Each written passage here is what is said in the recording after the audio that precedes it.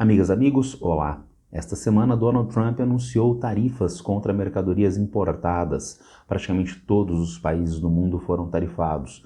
Alguns ficaram com tarifas relativamente mais baixas, 10%.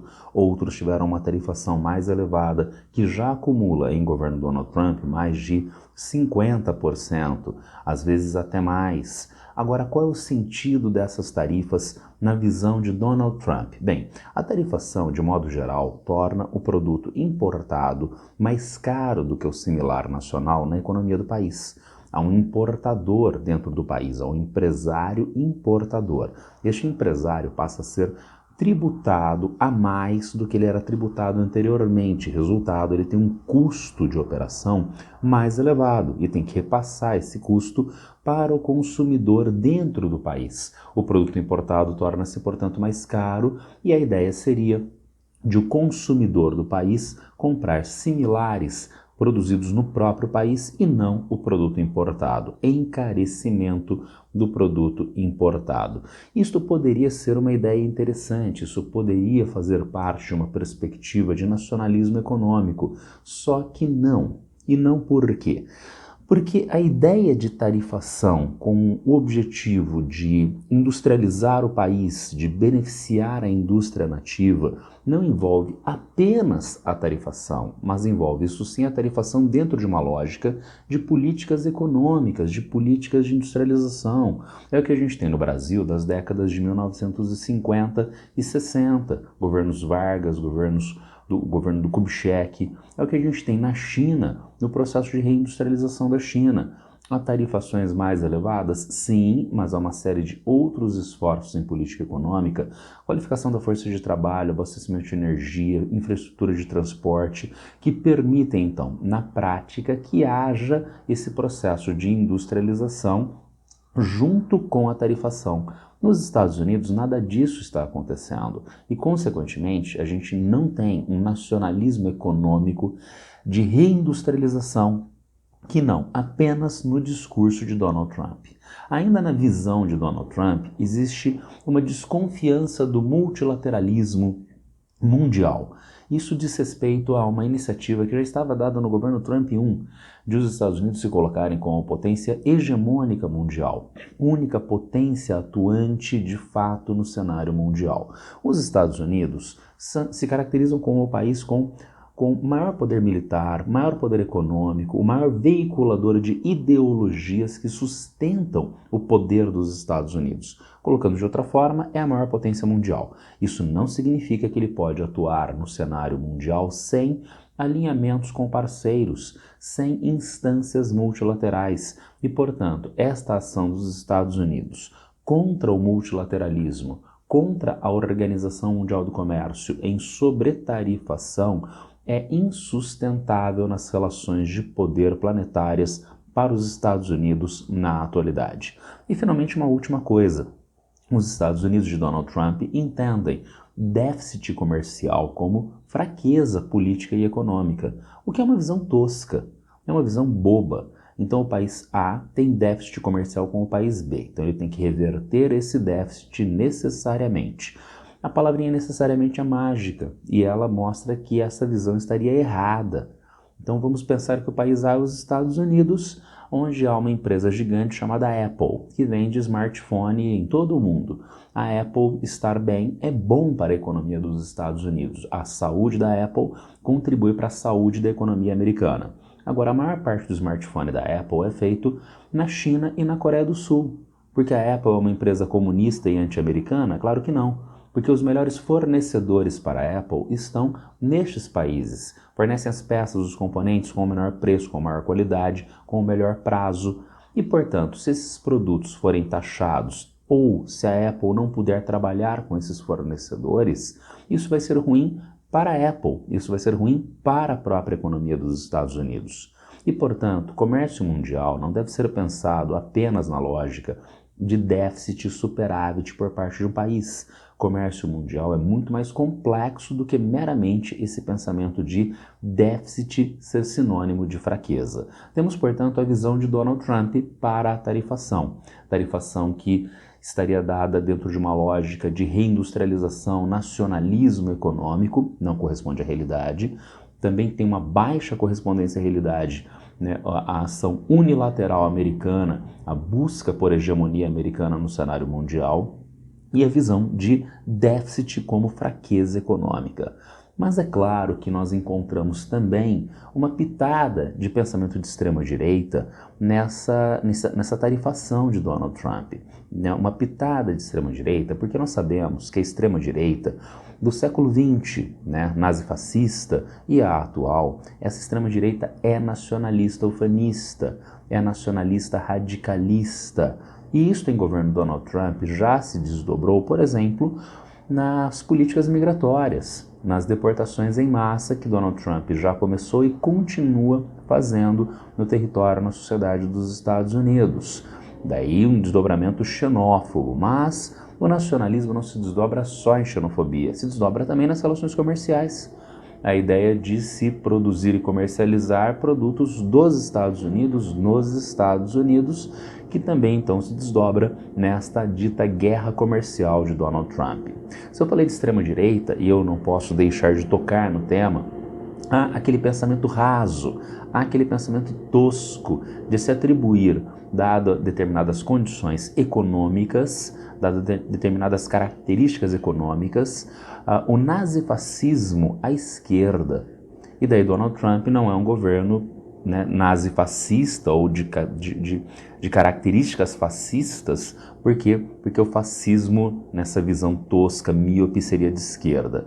Vamos ver o que Norberto Bobbio poderia nos dizer acerca de nazifascismo. Vejam esse trechinho, né, ouçam esse trechinho do Dicionário de Ciência Política de Norberto Bobbio. Diz ele: podemos definir como populistas fórmulas políticas cuja fonte principal de inspiração e termo constante de referência é o povo, considerado como agregado social homogêneo e como exclusivo depositário de valores positivos, específicos e permanentes.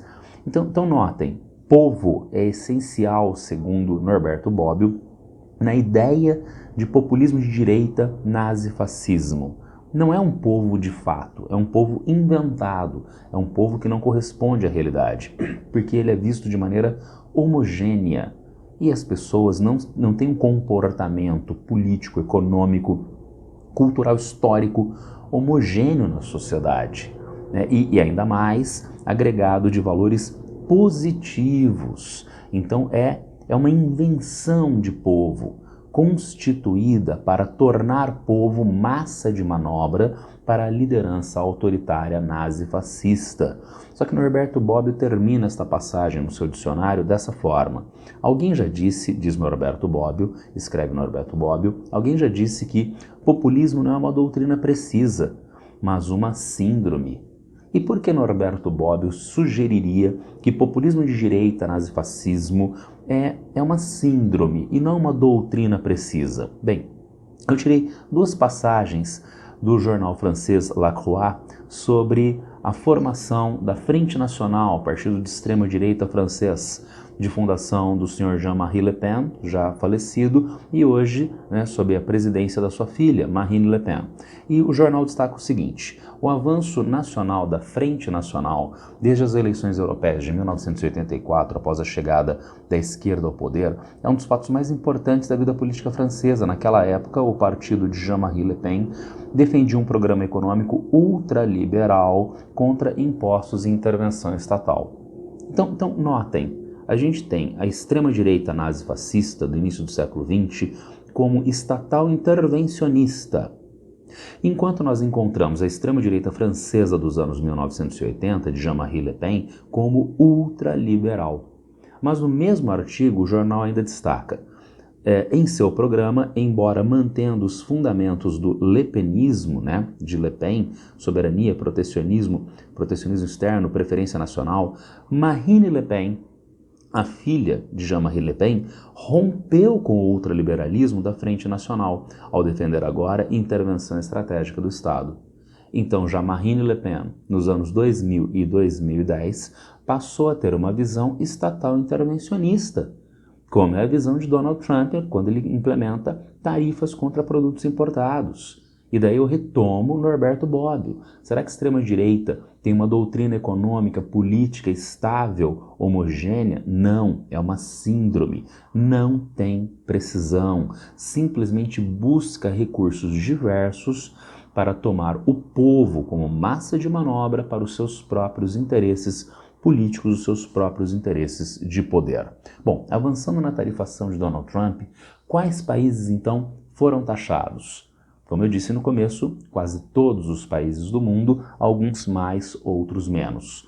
Um dos raros países que ficou livre da tarifação anunciada na semana anterior foi a Rússia. Mas por que a Rússia, segundo Donald Trump? A Rússia não foi tarifada porque, segundo Donald Trump, desde 2014, a invasão russa da Crimeia, e 2022, a invasão russa do restante do território da Ucrânia, a Rússia foi muito sancionada pelo Ocidente, pelos Estados Unidos, diminuindo significativamente o comércio entre Rússia e Estados Unidos. Então, na visão de Donald Trump, no argumento de Donald Trump, não haveria o que ser tributado da Rússia.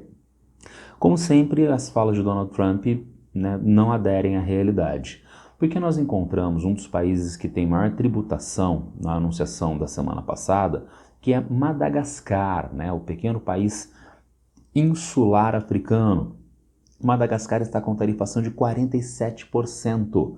Lembra do argumento em relação à Rússia? Então não tem comércio Rússia e Estados Unidos e por isso não tem o que taxar, disse Donald Trump. Mas o comércio Rússia e Estados Unidos, deprimido que foi nos últimos 7, 8 anos, o comércio Rússia e Estados Unidos hoje está na faixa de 2,5, 3 bilhões de dólares por ano. O comércio de Madagascar com os Estados Unidos é um comércio que hoje não chega a 500 milhões de dólares. Então, se a gente pensar no volume de comércio, era assim para Madagascar mal ter sido tributado e a Rússia ter recebido mais tributação. Mas, estranhamente, isso não aconteceu. Claro que a China recebeu uma das mais altas tributações de 34%, somando com outras tributações que já foram feitas sobre produtos exportados desde a China está no rol de 54% de tributação na economia dos Estados Unidos. E a União Europeia foi tributada em 20% de maneira geral. Isso vale então para quem? Vale para Chipre e vale para a Alemanha. Agora, notem, essa tributação é, portanto, uma tributação que tem algum fundamento econômico? Bom, no meu exemplo Rússia, Madagascar, já parece que não tem.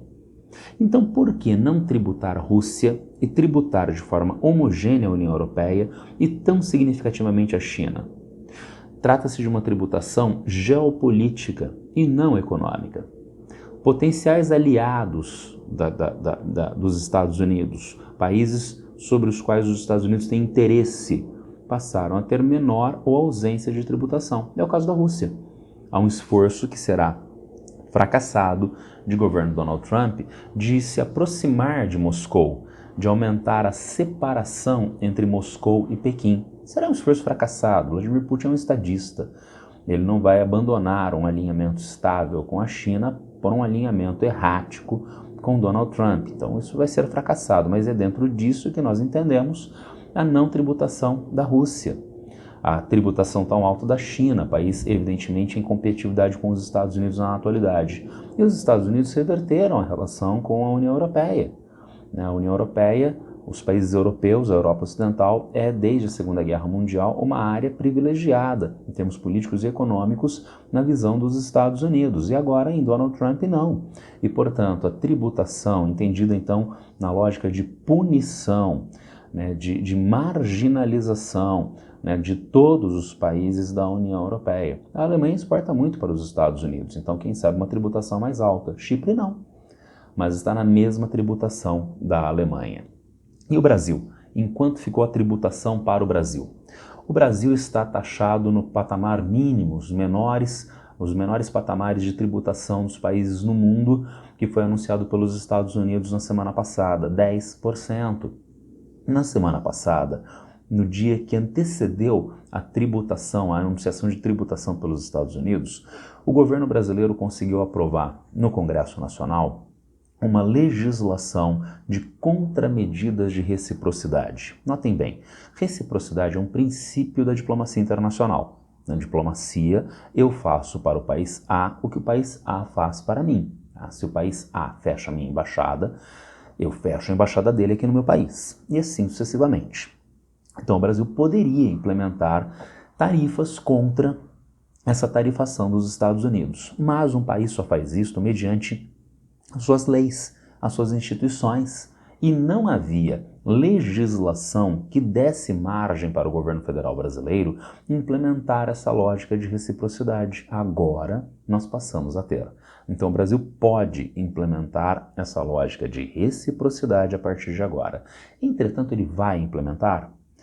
Geraldo Alckmin, vice-presidente e ministro da Indústria e Desenvolvimento, já anunciou na semana passada, após a tributação, que não.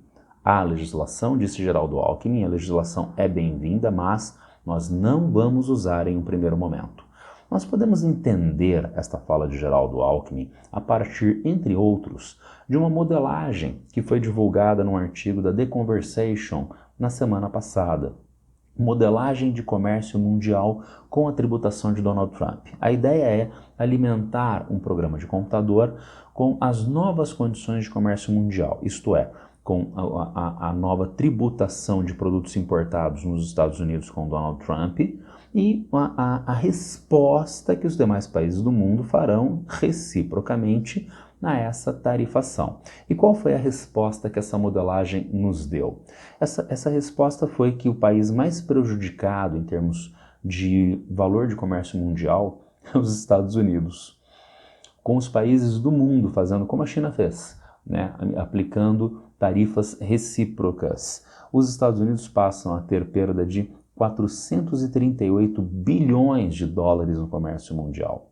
Agora, pior ainda, alguns parceiros mais imediatos próximos dos Estados Unidos, os parceiros do NAFTA-TMEC, o velho NAFTA, né, o Acordo de Livre Comércio da América do Norte, que foi extinto, substituído pelo TMEC, Tratado México, Estados Unidos e Canadá. Então, esses dois países, Canadá com um prejuízo de 38 bilhões e o México com um prejuízo de 40 bilhões de dólares no comércio mundial, no seu comércio externo. Não são os dois únicos parceiros americanos com problemas comerciais dada essa tarifação. Suíça, Taiwan, Japão, Índia, Reino Unido são todos países também gravemente prejudicados, parceiros americanos históricos e gravemente prejudicados nessa tributação. E o Brasil? O Brasil aparece na nossa lista dessa modelagem computacional com um ganho de 6,4 bilhões de dólares no comércio externo. Mas espera aí, o Brasil foi taxado em 10%, como é que ele vai ter ganhos? Bom, ele vai ter ganhos por algumas vantagens como a China retalha os Estados Unidos em resposta a essa tarifação. A retaliação chinesa se dá, entre outros, no setor agropecuário, aumentando as exportações mundiais da agropecuária brasileira. Mas não apenas a agropecuária brasileira pode ser beneficiada. O Brasil é um exportador do setor têxtil, do setor de vestuário, calçados. Os calçados brasileiros encontravam, entretanto, uma concorrência de alta competitividade de calçados do Vietnã lá no mercado americano. Mas o Vietnã está numa lógica de tributação muito mais alta do que a do Brasil. O Vietnã está na faixa de 40% a 50% de tributação de produtos importados nos Estados Unidos. O Brasil só em 10%. Resultado, o sapato feito lá no Vietnã vai ficar muito mais caro nos Estados Unidos do que o sapato brasileiro, aumentando, portanto, a possibilidade de venda da indústria brasileira no mercado dos Estados Unidos. Dá para entender agora a fala de Geraldo Alckmin? Quando a legislação de reciprocidade foi aprovada no Congresso brasileiro, nós ainda não sabíamos como essa tributação ia ser implementada no cenário mundial.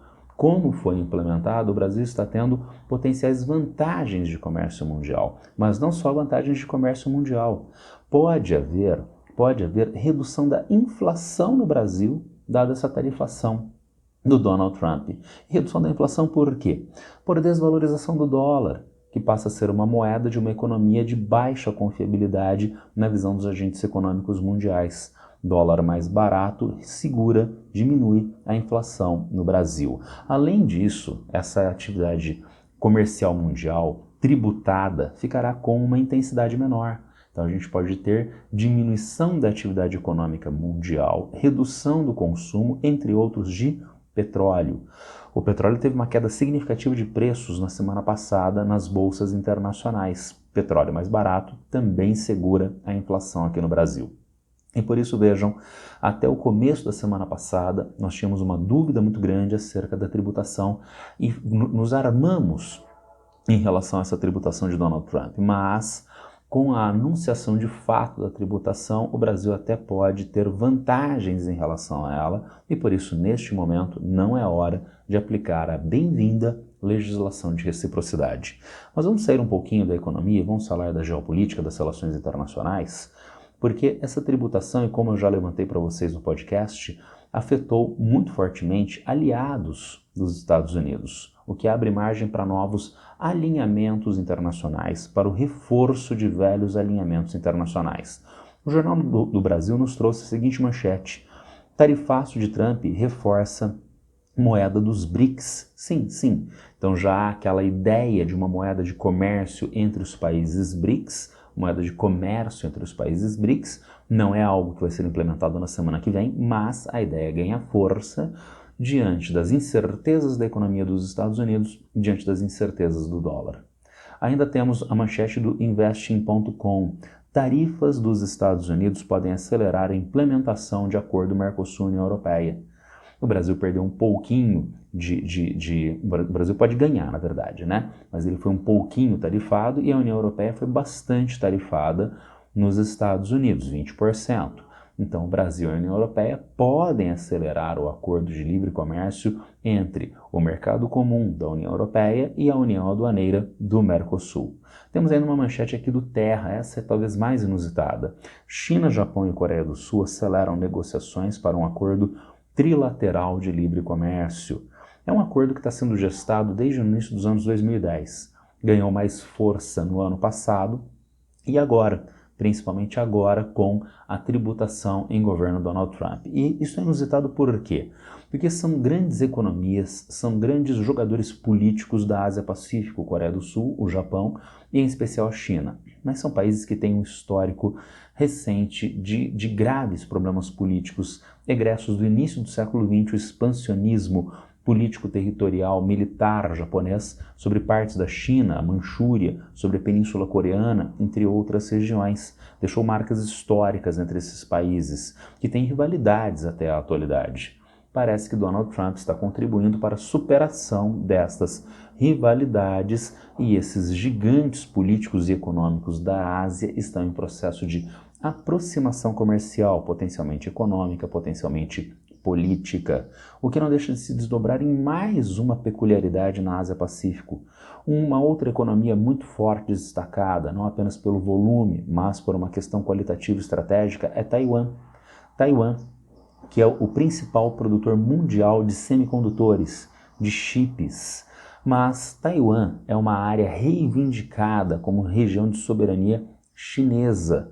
Taiwan pertencia à China até 1949, a Revolução Comunista, e, portanto, a China parece sim ter uma legitimidade sobre esta reivindicação. Os Estados Unidos não reconhecem Taiwan como um país independente, mas na prática sempre deram apoio aos governos independentistas de Taiwan, até agora, porque Taiwan entrou no regime nos regimes de mais alta tributação, mesmo regime chinês, de 30% de tributação. Então, notem bem, será que é privilégios para o aliado Taiwan na visão de Donald Trump? Não há privilégios.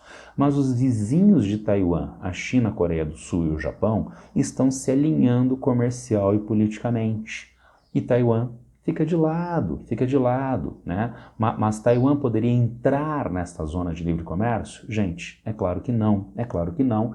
Sem a anuência da China não entraria, não teríamos Taiwan nessa zona de livre comércio, não teremos Taiwan nessa zona de livre comércio, o que fragiliza a posição de Taiwan frente à própria China. Então, parabéns, Donald Trump, perdendo mais um alinhamento regional ou enfraquecendo mais um alinhamento regional, com Taiwan dando mais força relativa ao seu competidor, no caso, a China.